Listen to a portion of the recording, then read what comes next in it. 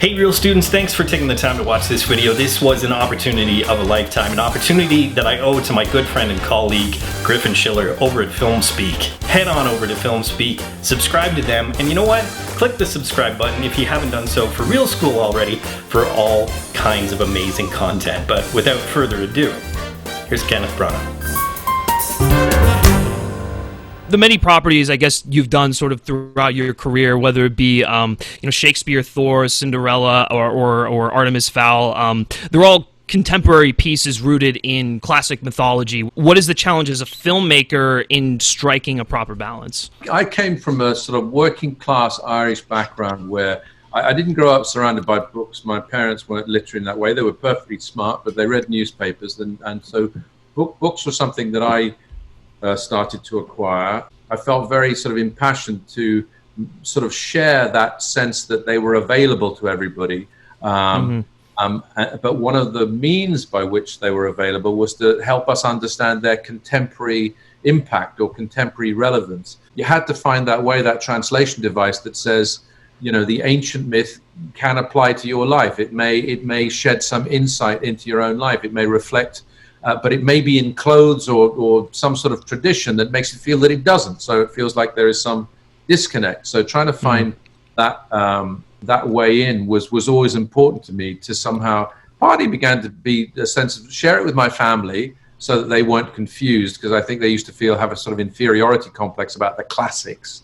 So maybe I was driven in that way. And the key I always found was the human connection, the human factor. For instance, it would come to something like Thor. So my way into that was to, when introduced to the idea of the project, was to read some of the original Norse myths and what Stan Lee had then seized on with Jack Kirby to draw people in. And it was always basic human emotions. The same thing with Shakespeare. It was, plays were often based around a single theme, jealousy. Well, you can understand that. It might be dressed up in medieval Venice, but it was jealousy. Man believes other man is pursuing his wife. Great passions are aroused. And it's true of Artemis Fowl. Performance becomes critical. To start off Artemis Fowl in a contemporary school, to be in the outdoors, to find him talking in a way that, contemporary young people might understand and familiarize themselves with, is then a way to have them be at peace with a character who's then going to take them through a very, seemingly implausible world of magic and separate worlds, fairy worlds. They're going to dive down, thousands of feet into the earth, and somehow do so by understanding that the mirror's been held up to nature. And we, as they say famously, we read to know that we are not alone. And these myths, these big stories, let us know that we're not alone. Once we know that these people are our companions in these stories, they'll take us through these stories, and we may learn something. We may have our lives reflected, and there may be even something cathartic about the process of doing it. Then somehow you have the human connection, and then you can go on the thrill ride. You had an interview where you once said that Denzel Washington has an amazing radar for the truth. And that stuck with me, especially with your career, because being somebody who adapts so many works, I'm curious, when you're adapting another person's work, when do you feel as a filmmaker that you have found the truth of that work? How do you know your radar is working? It's a good question, and of course you can't know. I suppose you are really trying to listen to your instinct, though. You're trying to get back to something which in turn is trying to discover the simplicity and essence at the heart of something. So what is it that makes what made Artemis Fowl appeal to people in the way it did? Well, it was about definitely going back to the source, going back to the original, and some of what you were talking about just now about the sort of my connection with some of these other writers or other kinds of works is essentially respect for the original. I came from the theater where you never talked about material. You talked about the writing or the writer. There was a reverence. Your job was to serve them. You famously, began your career as both a director and an actor in your own films. How do you decide which projects to star in or not to star in? And then if you are going to star in one of them, how do you select the best role for yourself to star in it? It's sometimes not my choice. Again, you try and access your instinct. So it seems to have a natural sort of flow to it. And some things are more or less disposed this way. With something like Poirot, and Agatha Christie been talking these terms sometimes, his and the other characters of him in this way, that he kind of directed the crime. He would be, his construction of the investigation would be to put all the suspects under different kinds of pressure and then essentially watch their performances. Part of what he's doing is basically, how well are they acting it? Are they being truthful, or are they giving me the performance of someone who is either guilty of the crime or telling some kind of lie? So that the quality of Poirot's gaze in those moments was like that of a director, someone assessing what the other acting. So in that sense, one felt that was a really legitimate sort of position to be in playing the role as well, because what Poirot was doing was exactly what I was required to do as director as well. And sometimes all you want to do is have the unalloyed pleasure and focus of looking at somebody else acting.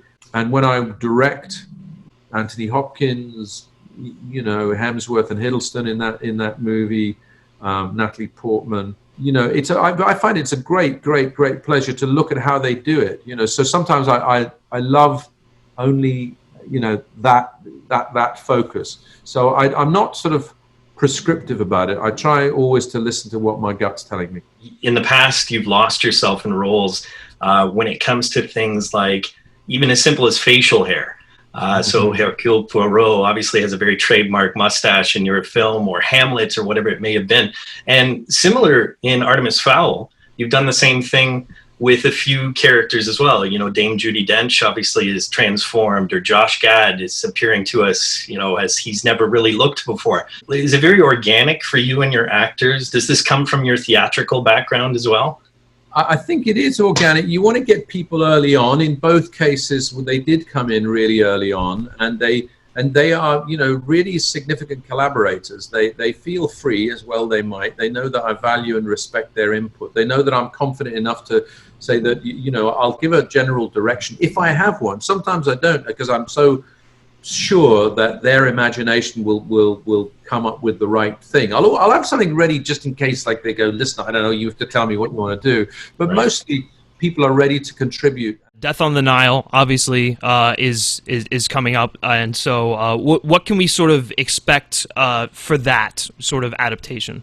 Agatha Christie really believed in what she wrote. I think it was born out of personal experience of being in bruising love relationships. And so she says in her introduction just to the paperback version that she believes it has something of life in it. It really does. So I think it's universality, the recognition for anyone who has been dangerously in love, as you might say, someone who has, as Poirot talks about, in the story, loved too much. And I think Michael Green really has deepened his connection with the character, his deepening of what Poirot goes through in relation to the story, and then the general sort of lust and love as it runs through the story is very strong. So I think it's a kind of very dark, very sexy, unsettling kind of film, but it's uncomfortable, very uncomfortable, and in ways people will really understand. It's to do with love, possession, lust, jealousy, big primal emotions that really get in people's way. We may have only experienced them in our own lives in small ways. In this picture, in this story, they're experienced by people in rather larger, more dangerous ways, and havoc is wreaked. Being a director and working under someone like Christopher Nolan, what do you take away from someone like that? Do you take things and try and incorporate it into your own work? For sure, yeah. I think attention to detail and concentration, the focus inside chaos. He has this great capacity for that. He conforms to some of the cliches, first in, last out, kind of that sort of thing. No part of the process is more or less important than another part. No person is less or more important than another part. I like his confidence. He didn't mind having another director on set, and indeed there need not be, because I'm there entirely as an actor. I've compared him in the past to sort of sports people who can create a sense of a different time that they're living in. He can slow the ball down. If he were a footballer, somehow he's an incredible midfielder, so he can do anything. He can score, he can defend, fearless in the tackle, but an incredible flair, real flair. I mean, flair like the maestros have, and that somehow it is so virtuosic. But if you have that virtuosic thing combined with an unbelievable work ethic, Kevin Feige has it. As another example of, I haven't come across Kevin Feige, Chris Nolan in terms of work ethic. I mean, these are guys you would never be up early enough in the morning to match these guys. The sheer love of cinema is there. They're Puritans. Yeah. You know, they're real Puritans. Doesn't mean they're joyless, far from it. But my God, they take it seriously. I don't mean solemnity. I don't mean lack of laughter or anything. I mean just the profound seriousness of approach of the proper artist. You don't really make small films, or at least you have not recently. And it occurred to me, especially when Griffin was discussing being an actor and a director, was Benedict was Much Ado possibly the biggest challenge? Because that is a very meaty role. Hamlet as well, obviously. So I'm curious what your most challenging film was. I think probably Hamlet. First time in that medium. We also shot Death on the Nile on 65mm, and we borrowed Chris's cameras, so they came straight from Tenet to us. So dealing with the medium, the amazing part, it was a tough challenge on Much Ado About Nothing. But the key and critical element there was that in both cases I had played each role for a long time in the theatre. That information I had available in some measure, so that I, whilst not trying to anticipate what a cinema audience might want, I felt very equipped with the knowledge of those characters. They were in my system a bit more, and Hamlet is a never-ending quest to try and work out who and what he is. So that kept it very alive. And Benedict is as glorious and fun a character to play as any as I have ever had the great fortune to play, either on screen or on stage. In both cases, it was a joy. I feel Shakespeare, I have the sense that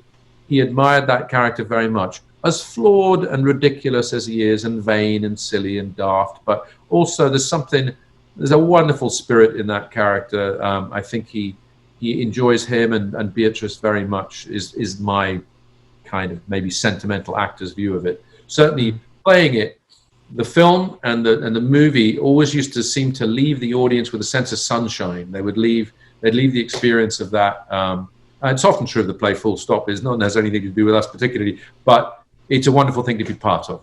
It's really a sunshine work of art, that play. Just a little anecdote. I was fortunate enough to play Benedict in just a community theater. Yes, and I mean, it was a joy. It was one of my favorite experiences.